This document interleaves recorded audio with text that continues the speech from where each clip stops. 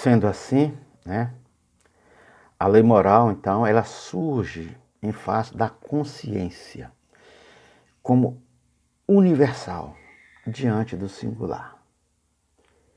O valor diante da liberdade. O que é isso? Universal, quando nós falamos de universal, é quando a gente coloca que é válido para todos os mundos, em todos os ambientes, em todos os lugares. E quando eu trago para singular, é da minha pessoa. Então, eu sou singular, sou indivíduo, mas eu estou dentro de um contexto universal. Enquanto humano, eu sou universal.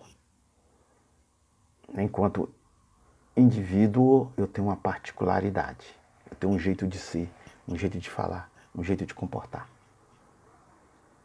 E aí, a lei, né, seja a lei jurídica ou a lei de Deus, né, agora nós estamos falando aqui da lei moral, da liberdade, né, nesse sentido, é a pátria da liberdade.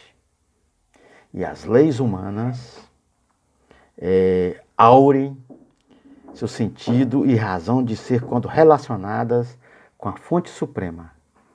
No dizer do Tiago, capítulo 4, versículo 12, não há mais que um legislador, é Cristo. Então, essa lei aqui vem de Cristo. E essa lei aqui é o amor de Cristo. Lembra quando falávamos lá atrás, no início dos nossos encontros, que nós estamos inseridos em um contexto do amor de Deus e nós continuamos inseridos nesse amor de Deus.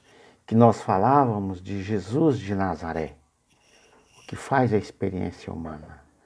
E no evento da Páscoa se torna o Cristo, o Messias.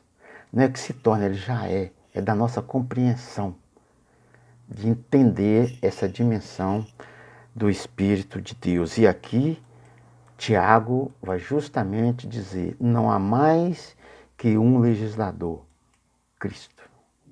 E aí nós vamos conduzir, nós vamos, melhor dizendo, experimentar a nossa liberdade no amor de Cristo.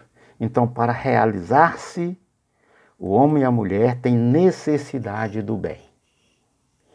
E todo bem é para a comunidade, onde o indivíduo se torna pessoa aberta ao universal. Então, é na comunidade. Agora, quando a gente fala em comunidade, a gente fala na comunidade de modo geral. Mas nós poderemos fazer um pequeno recorte e trazer para a nossa comunidade cristã. Agora, é muito interessante, nós já refletimos aqui várias vezes, que o cristão, dentro desse universo do qual nós vivemos e experimentamos, desse catolicismo, está aberto para todos, não para um grupo, não para uma estrutura.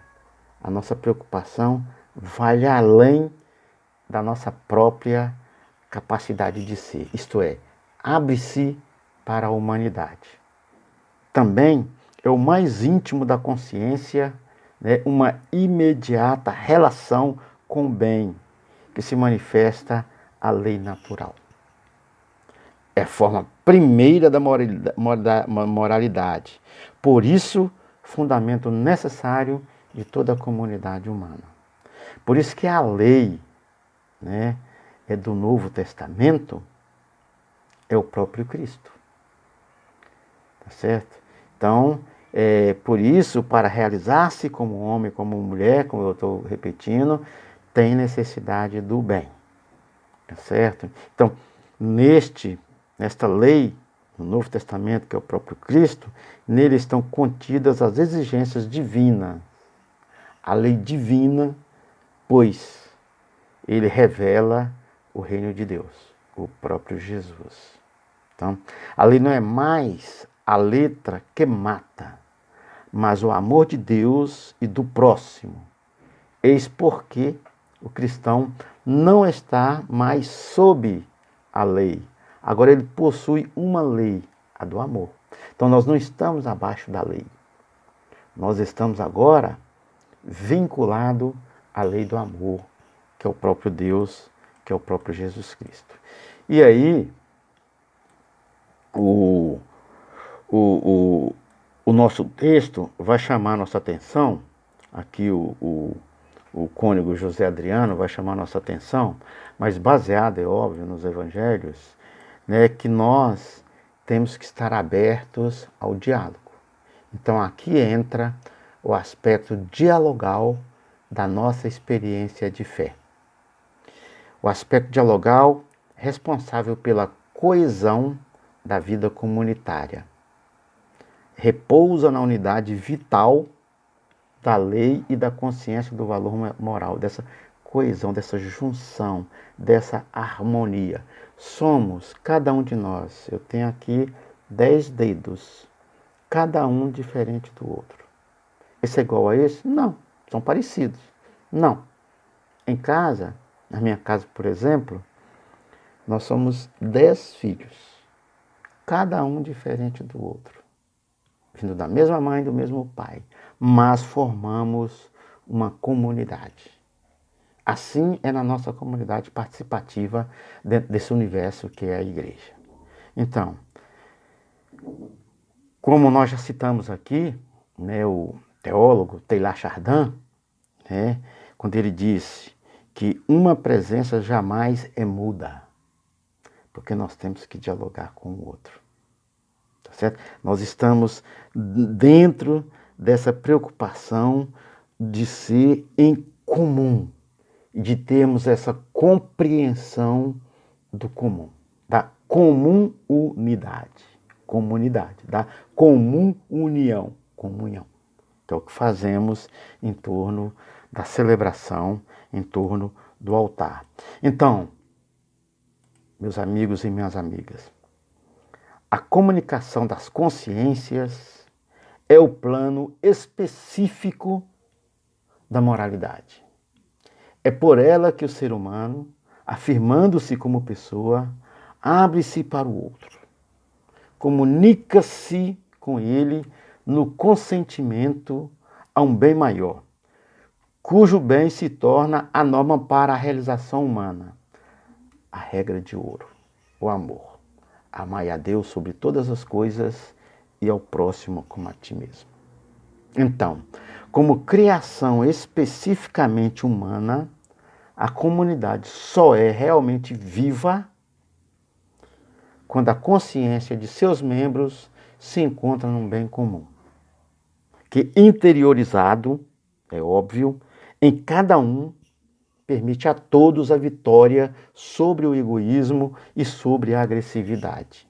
Se nos fecharmos, ou se nos fechamos diante desses fatos, a nossa comunidade se torna firme, segura. E daí nós não precisamos ter medo do inimigo, né? Seja ele qual for, nós precisamos trabalhar em harmonia. Como é que nós vamos ficar livre do coronavírus? Tem os pessimistas que dizem que ele vai ficar aí por muito tempo ou talvez para sempre.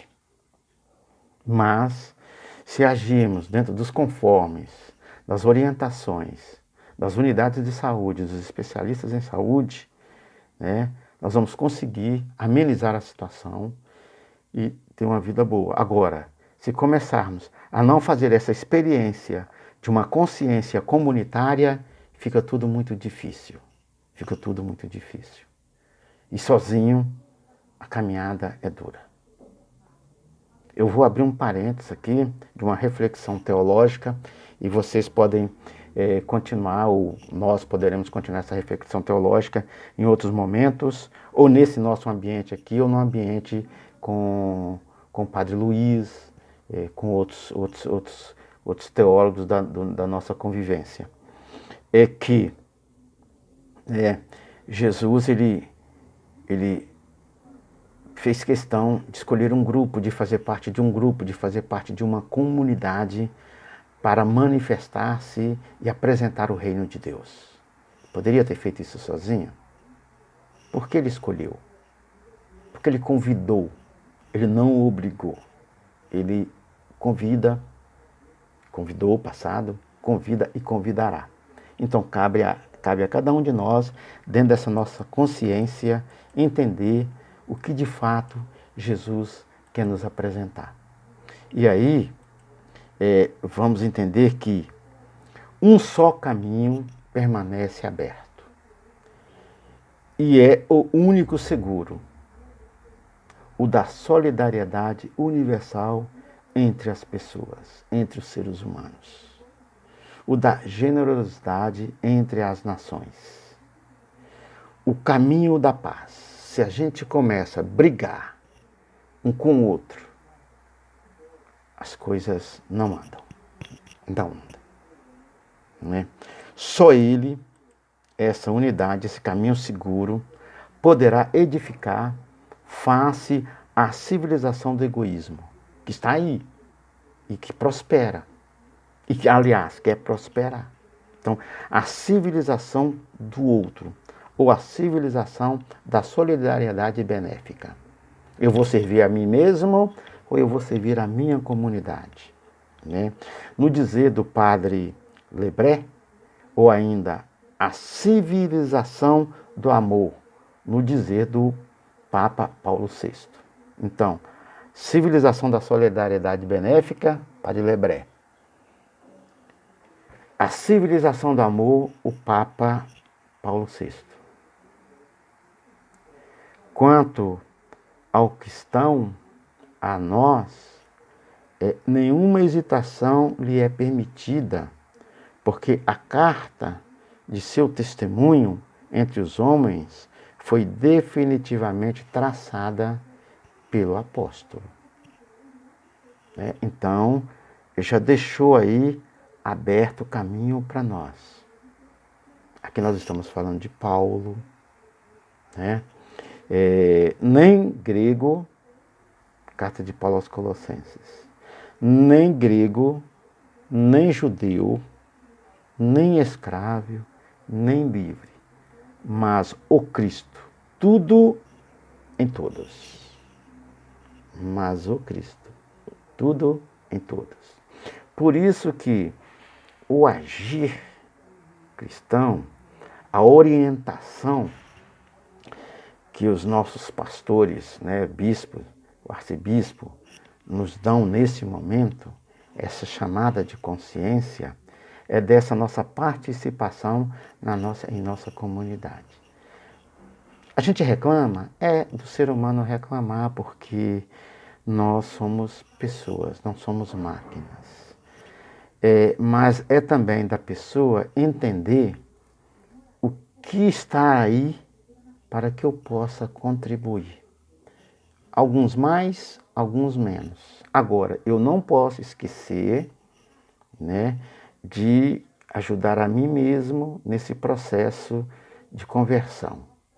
E também eu tenho que procurar acolher o ambiente da minha casa mesmo, a minha casa com os meus familiares, e da minha casa a comunidade, e da minha casa comum, o meu bairro, a minha cidade, o meu país, o meu planeta, a Terra.